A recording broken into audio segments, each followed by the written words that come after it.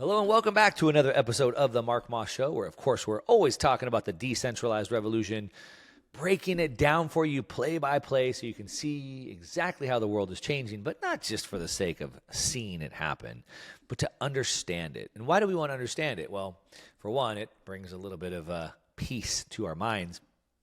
But more importantly, it's so that we can take the movements, take the actions, make the plans that we need in order to navigate this properly to secure our wealth, freedom, and more. So that's why we want to stay a step ahead. You know, I've been pounding the table on for about a dozen years, wealth transfers. We want to stay in front of these things to stay in front of these wealth transfers and protect those things. Now, part of the way that we do that, because understanding this decentralized revolution, it's a long process. A lot of times people are like, what the heck is happening? So I like to bring to you some of the latest breaking news headlines, what I call the signpost, so you can see what the heck is going on. And there is a big signpost dropping this week that I have to talk about. I have to start the show with it because, you know, as the world is continuing to break apart from a world of globalization to decentralization or deglobalization, really what keeps that together has been the money. You know, Henry Kissinger warned the world, or really kind of told the world what the attack vectors were when he said that if you want to control the food, you control the people, control the energy, you control the continent, but control the money and you control the world. And so we can see that for the last 100 years, the United States has maintained its power grip, its hegemony, as we call it, over the world by controlling the money, by controlling the currency. The U.S. dollar is the reserve currency of the world. Now, of course, the reserve currency of the world, or really the superpower of the world, has changed many times. And, of course, the U.S. inherited that from Britain during the World War I, kind of into World War II efforts. And that process, it took a while. It took about 30 to 40 years. So when everybody asks, when is the dollar going to die? I say, well, it is. We're witnessing it right now. Yeah, but like Turkey, the Turkish lira went down 90% to the U.S. dollar. It's crashing against the dollar. Yeah, but the U.S. dollar went down 60% to the S&P 500. It went down 100% to Bitcoin. It went down, 45% to real estate just in the last 5 years. The U.S. dollar is dying as well. And so we're certainly on the path. It's more of like a process, not an event. But like I said, this week we had some really big news that's really accelerating this game. And rather than tell that for you, I'm just going to play an audio clip so you can hear exactly what this is saying. New money, new world. Let's play this clip here. The BRICS group is set to introduce a new currency backed by gold, in contrast to the credit-backed US dollar, with countries lining up to join the growing initiative. So I'm just going to pause that there for a second. So did you hear the contrast there? A money backed by gold as opposed to a money backed by credit. All right. So the first thing you have to understand, most people don't understand this point, which is why most of you aren't getting rich. The dollar system, the fiat money system, is a debt-based system. What does that mean? That means money is created through debt. So we talk about the Fed printing money. That's not the way it works. Money is created when the banks issue loans. All right. So when you buy a house, a car, a boat, they issue a loan for that, and that money is created in debt. Now, the reason why most of you aren't rich is you don't understand that. So the way that you get rich in a debt-based system is by using debt. But you've all been listening to Dave Ramsey telling you not to get into debt, which is why you're broke. So you want to use debt in a debt-based system. What they're offering, though, is a gold-backed system. A gold-backed system would be one based off of savings. Okay? Let's keep going and listen to the rest of this. The BRICS countries are planning to introduce a new trading currency which will be backed by gold. More and more countries recently expressed desire to join BRICS. So this is coming to a head. We've been talking about this for a while. You're hearing it in the news more and more and more, that they're doing this, but now it's finally coming here, probably this summer, the next month or two. They're trying to introduce this, and more countries are joining the BRICS. Of course, the BRICS stands for Brazil, Russia, India, China, and South Africa, but now more and more countries are joining the BRICS. As a matter of fact, Saudi Arabia is talking about joining the BRICS. We've had Iran talking about joining the BRICS. Even our neighbor to the south of Mexico is talking about potentially joining the BRICS. And so if you get all of these producers joining the BRICS, it can become a formidable force. As a matter of fact, the United States took over the global superpower because the United States was the producer of the goods. The United States basically sent goods goods out to the world, right? That's really how we took over power. And that's how we gained, I believe it was over 70% of all the gold in the world was concentrated in the United States because we supplied the war. We sent all the stuff they needed, all the supplies, and we got that back. Today, the United States doesn't export any goods. We export services. We export financial services. We export social media services. Even Vladimir Putin called us out. He said, what are you going to do? Are you going to eat off those social media stocks? Whereas the BRICS nations, they make things. They have what we call commodities. That could be oil, that could be gas, that could be wheat, that could be corn, that could be metal, that could be copper, etc. That could be precious metals, etc. And so now we have the BRICS, which are now well over 65% of the world's population who are actually producing the goods, not the services, but the goods that the rest of the world needs. Now, I don't think personally that this is a one-shot, one-kill thing. I don't think this is like a checkmate where like, okay, now they launched it, everything, it's over now, the dollar's done. I don't think that's the case. What I think is the case is that they're going to have a very difficult time making this work. In the United States, which are supposed to be united, we can't even get states to agree. As a matter of fact, we've had about half the states are now pushing back on moving to a CBDC, for example. So even in the United States, we can't even get something like that done. How are you going to get all these different nations that all want to be sovereign, that all want to direct their own nations as they see fit? How are you going to get all of them to use one currency, first of all? Second of all, they're all going to have to use a currency that's fixed by gold, where they can't expand that. How is that going to work?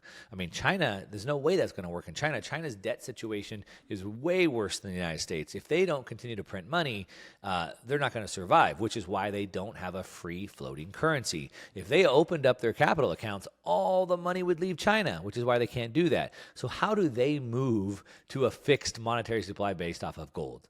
It just doesn't happen. Now, of course, China operates a dual currency system, so maybe they'll make that work by fudging the numbers. But the rest of the nations aren't going to have that benefit. And so the thought that all of these small nations are all going to agree and they're all going to go on a fixed money gold standard is a little bit hard to understand, or I should say a little bit hard to believe.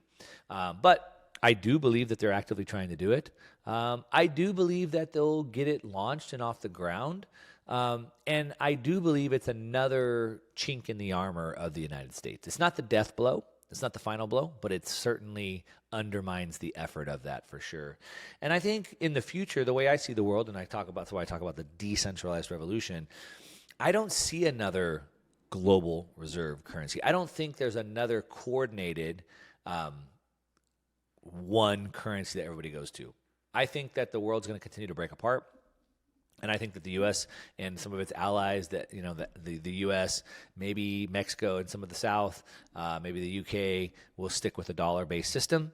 I think you'll see Russia, China still with their dollars. The ruble and yuan maybe try something different. You might have the BRICS trying something different. You might end up with 5 or 6 kind of main currencies, in my opinion.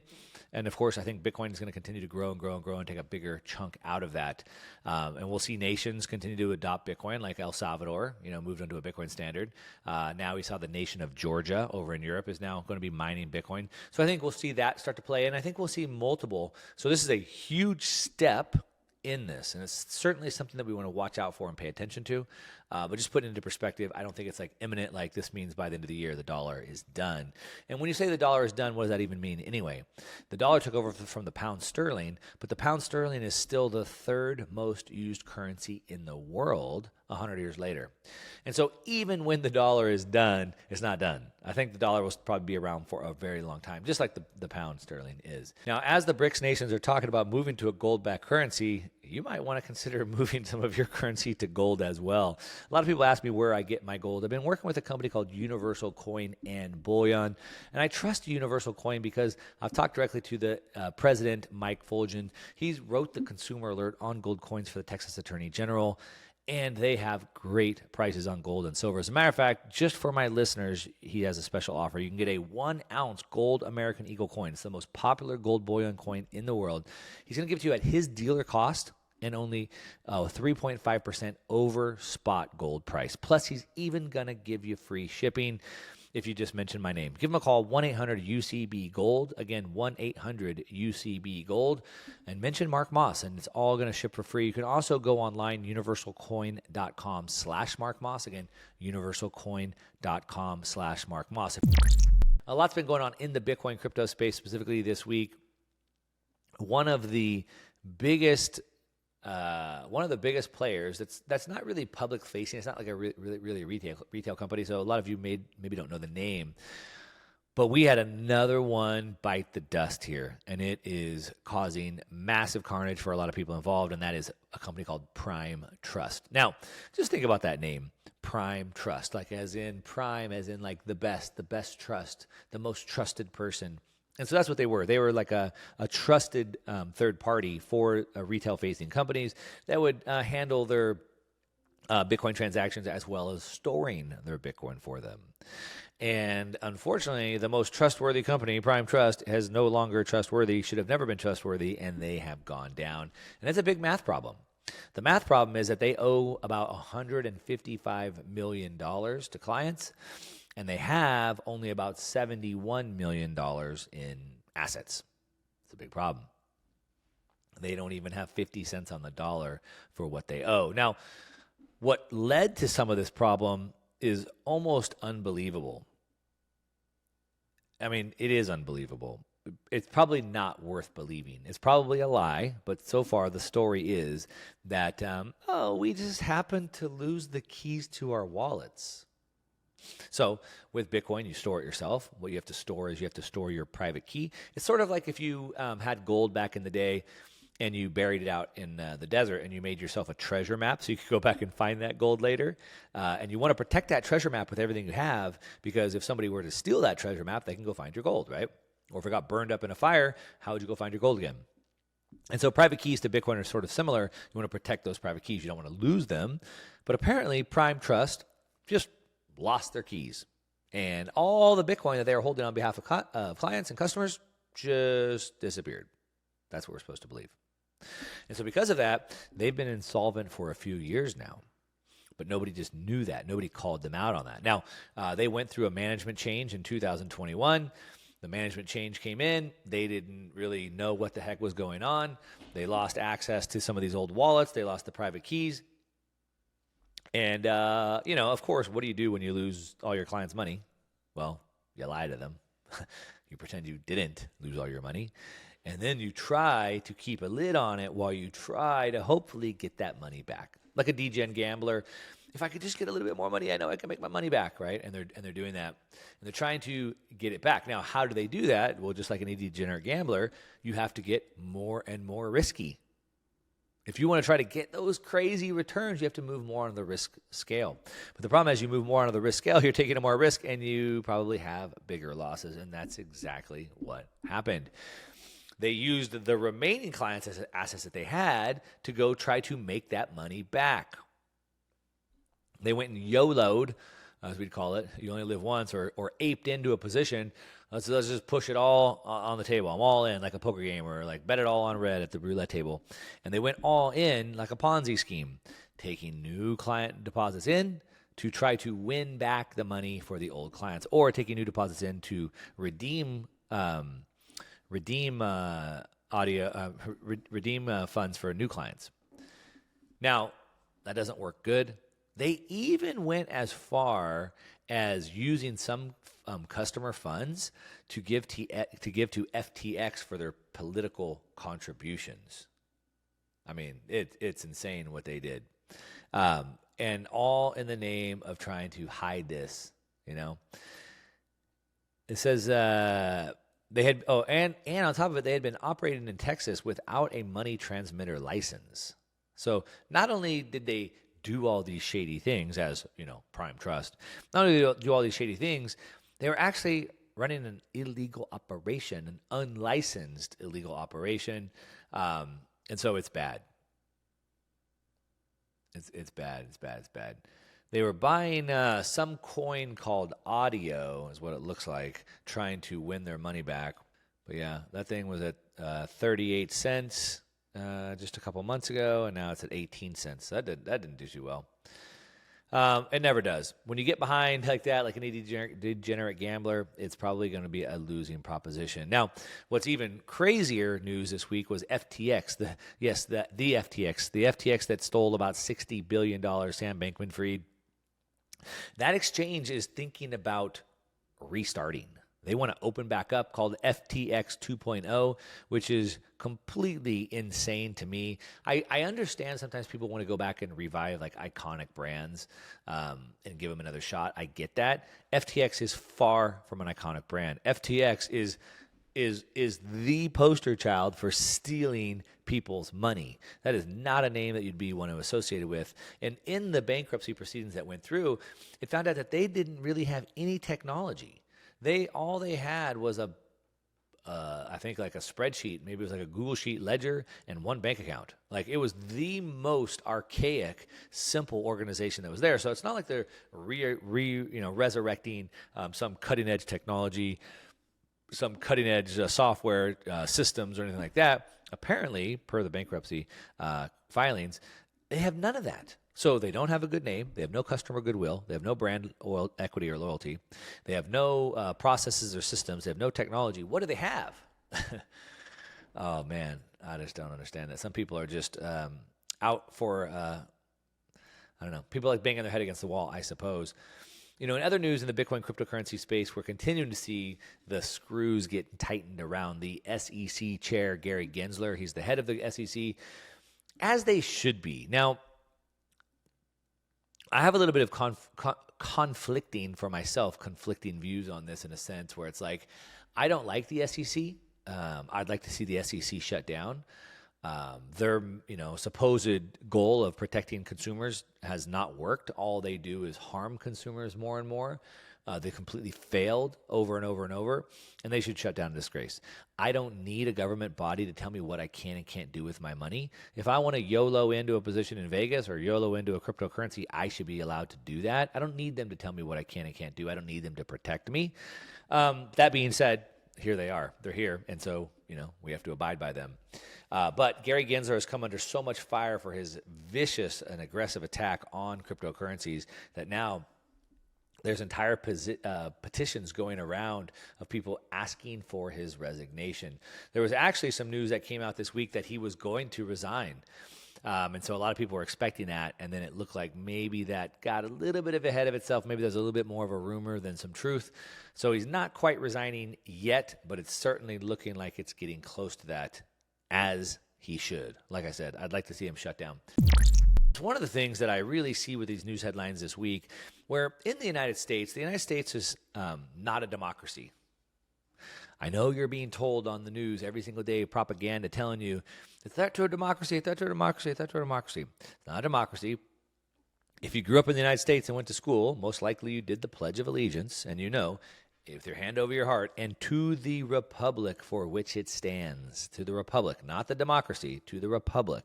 The United States was set up as a republic, sort of like the Roman Republic. So you had the Roman Republic, which went for about 500 years, and then the Roman Republic went to the Empire. The Empire is when everything changed and everything went downhill, and eventually Rome fell apart. The United States was set up as a republic modeled after Greek and Roman republics. And in a republic, you have what's known as it's a representative government. And the reason why that's important is because a democracy is really tyranny of the minority by the majority. So if there's 10 of us here and we're voting and we go, hey, 8 of us here think that you two should give us more of your money. You guys have too much money. So 8 of us here think you two should give us some more of your money. That's democracy. It's democracy. And so you can't have the minority, you can't have tyranny of the minority by the majority. And so a representative government is meant to alleviate that. And part of having that representative government is by having 3 branches of government. So we have the legislative, the judicial, and the executive branches of government. And so none of those branches have full power, and it creates checks and balances. All right. Now, what's happened is over a period of time, the federal government has continued to try to get bigger and bigger and bigger and bigger and bigger and basically take over every aspect of our lives. This is not how the United States was set up. This is not what was meant to happen. And the Constitution the Constitution is not a set of laws. The Constitution is a set of restrictions on the government itself of what they can and can't do. Now, you've also been told by your, Columbia law professors that the Constitution was meant to be a living, breathing document. It was meant to be updated and changed.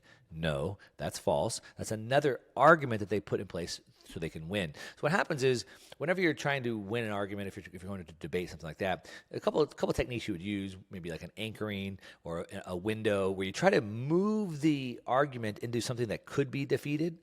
And so that's what they're trying to do. They try to move these things. Well, I guess if it was meant to be a living, breathing document and change, then I guess we should change it. No.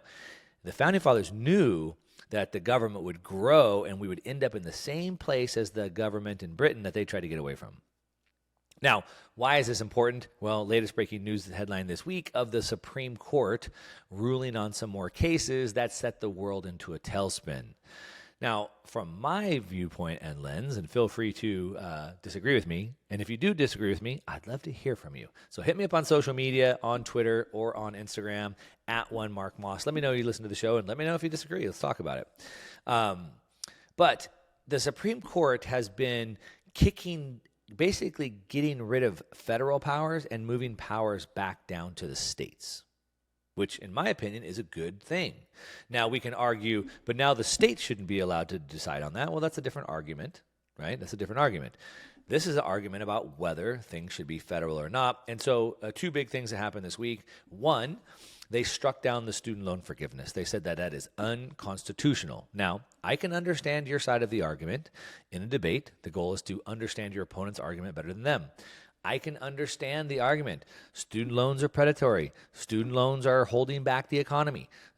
Student loans help people that don't have money. I get all of that. I understand it. But the Supreme Court wasn't asking if it was their goal wasn't to tell you if it was a good program, if they liked the program. It wasn't a vote if the public want the program. All they were clearly doing was looking at the law, and does the Constitution allow for that? And the answer is no, it's unconstitutional. Nowhere in the Constitution does it say that we should take a protected group of people, take away all their debts, and then distribute that out to the tax base. Nowhere does it say that. I didn't go to college. I don't have student loan debt. I don't want to pay your debt, and so that would be unconstitutional to saddle me with that debt. I didn't take on that debt. So nowhere in the Constitution does it say that should be done. Now, if we want to create new laws or new rules where we, like a Social Security fund where we pay into this college fund and low-income kids can then apply for these grants, which, by the way, we already have lots of. But if we want to have more of that, okay, that's a different conversation. That's a different bill. That's a different vote. This was just simply, is it constitutional, yes or no? The other one was affirmative action. That lit people up. I thought the argument around that was pretty interesting. It's pretty hard to argue for things like affirmative action without making them look really, really bad. So it's almost like, so these minority groups can't get ahead unless they're given uneven playing field? Is that what you're saying? Because there's lots of minority groups that would disagree with that. There's lots of minority groups that really resent being painted as a victim. There's a saying that says, give a kid a bad name and he will be. And so what does that mean? That means that as humans, one of the character traits that makes us humans is that we speak things into existence, which is why it's so important to control your self-talk and your own speech. This is why things like affirmations are important, because as humans, we can speak things into existence. And there's been numerous tests that have been done where teachers will tell their kid, hey, boy, I can tell how smart you are. Man, I can't wait to teach you this year. You're going to do so amazing, and the kids will do really, really well. Or the teacher will say like, oh boy, you're going to really struggle. Don't worry. I know you're going to have a hard time. I'll help you. And then the kids do really, really bad. So you can speak that into existence. People will rise up to the challenge. And so lots of minority groups are unhappy by being told, you're a victim. You can't get ahead unless we give you this unfair advantage. We had Michelle and Barack Obama on their $500 million yacht in the Mediterranean tweeting about how unfair it is, how black people can never get ahead if they don't have something like this. Meanwhile, they're on a $500 million yacht. I don't have one of those. Do you have one of those? I also saw it similar to in the whole situation with the voting. that by requiring an ID, that's racist because somehow minority groups don't know how to get an ID. That statement is racist. So they're so dumb that they can't figure out how to get an ID. That's your argument? It's just ridiculous. You really can't argue for this without looking that way, in my opinion. I don't think that any minority group is so stupid they can't get an ID. I don't think that. And it certainly doesn't matter. You can't get a bank account without an ID. Is that racist? Right? And so it's used in those places. But again, kind of back to the way I see it in these two different things with affirmative action and student loan recovery, it's really just coming down to the law. Does the Constitution allow for these things to happen? And no, in the Declaration of Independence it says all men are created equal. And of course, men and women, all people. As a Jesus follower, I believe that we're all made in the image of God. We're all equal from that standpoint. And so we don't need, and basically what the Supreme Court said is you can't move one group ahead without discriminating against the other. And that's the problem. That's the conundrum that we're in. Now, I'm all for doing everything that we can to help everybody out, but again, not by discriminating against one source or another. So another signpost, again, of the centralization of the federal government breaking apart, moving power back to the decentralized nature of the independent states of the republic. And in my opinion, of course, I talk about the decentralized revolution, this is the trend that continues to follow down. When we look at these news headlines breaking every week, it really helps us understand the direction that we're going on. And that's what we're trying to figure out, the direction. We don't need to figure out what's going to happen next month or in next quarter, but really what's the direction that we're heading. Some of the things that we saw this week were that the Federal Reserve had another big meeting. The FOMC meeting happened. And of course, the Federal Reserve has been on the warpath that we've seen the highest and fastest rate hiking in, I believe, history, at least in 50 years. Basically going from like a 0% Fed funds rate, a 0% price of money to well over 5%. So fast that we haven't even had a chance to really absorb all those changes into the economy. We know it typically takes between 12 to 18 months to really notice the effects of those rate increases. And here we are just past the year. We're probably 13, 14 months in. So we're just now about to start seeing all the changes. And so the question is, has the Fed done enough?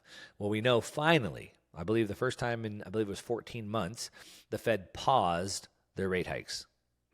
So they were hiking, they were increasing the price of money, and now they've paused. Now, a lot of people were hoping for a pivot. A pivot, in my opinion, would be instead of hiking, they're lowering, right? It would be reversing course. A pause isn't really that. And of course, the Fed didn't want to call it a pause. They called it a skip.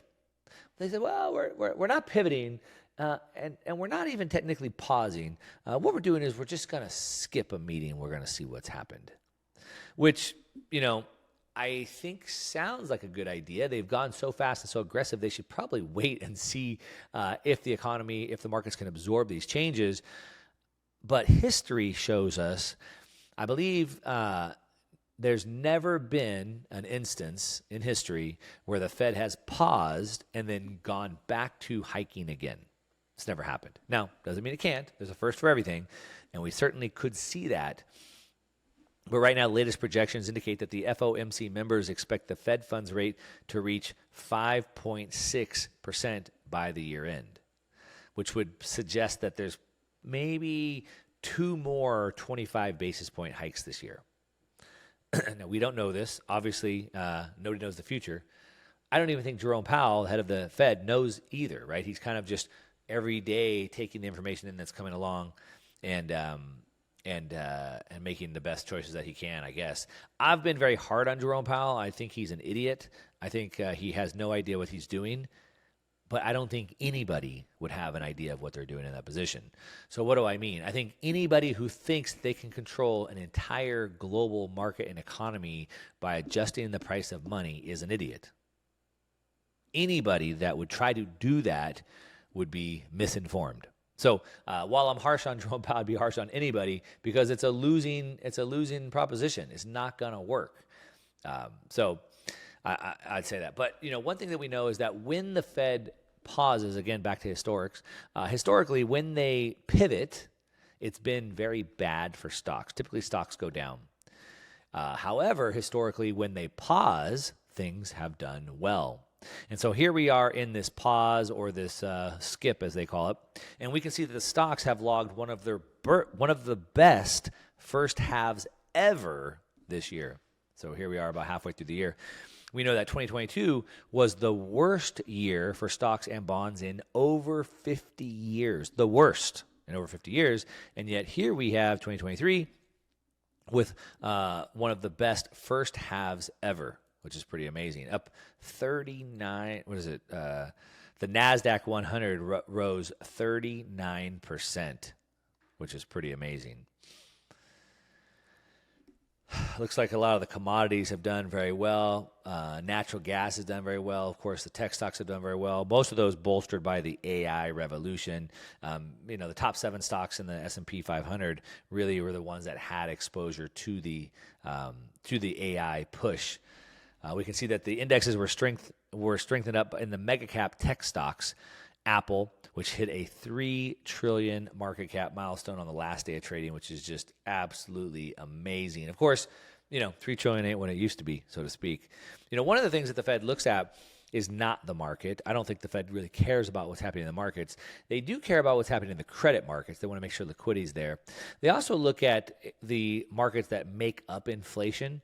And one of those biggest markets that really pushes inflation is the job market, which is why what the Fed really wants to do by raising rates so fast is they're trying to crush demand. They want people to go broke so you don't have any money to go buy assets. If you don't have any money to go buy plane tickets or gas for your car or food, guess what happens? Yeah, the prices come down.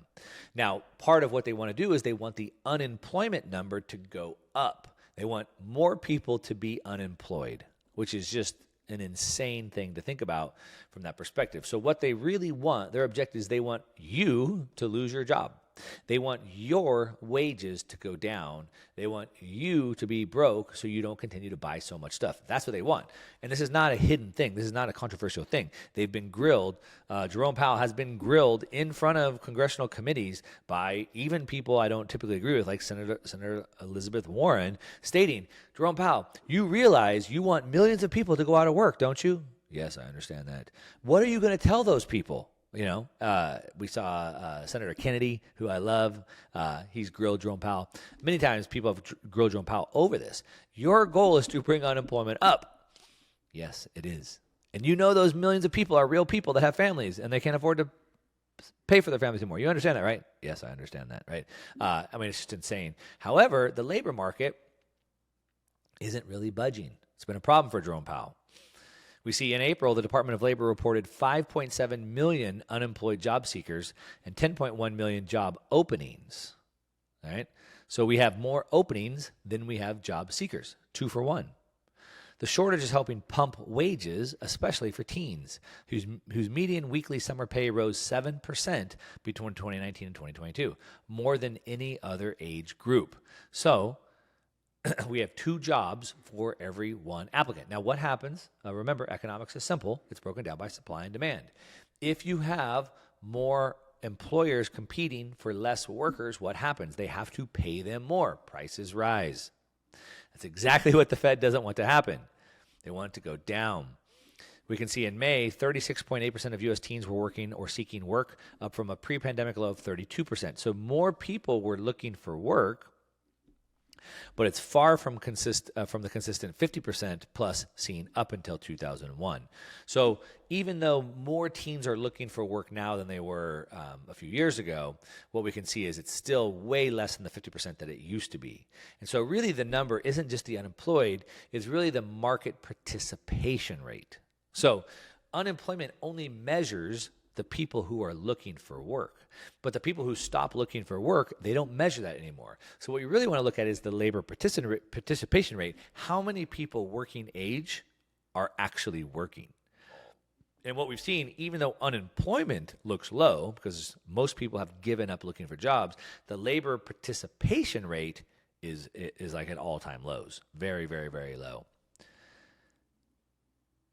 We can see, I can tell you just from having my own teen daughter, I'm astounded by how much money she's making. And then I have to think, well, dang, how much do I have to pay people to come work for me? I mean, it's really driven the bar up pretty high. It's been pretty amazing. If you just tune in, you are listening to The Mark Moss Show. We've been running through some of the latest breaking news headlines this week, breaking down, as I like to call it, the decentralized revolution. If you missed any of this show, you're going to miss out big time. But I got you back. Check me out on the podcast. Just search The Mark Moss Show on your favorite podcast player, or go to YouTube and search Market Disruptors. You can watch me and listen to me there. And that's what I got. Thanks so much for listening. Until next time.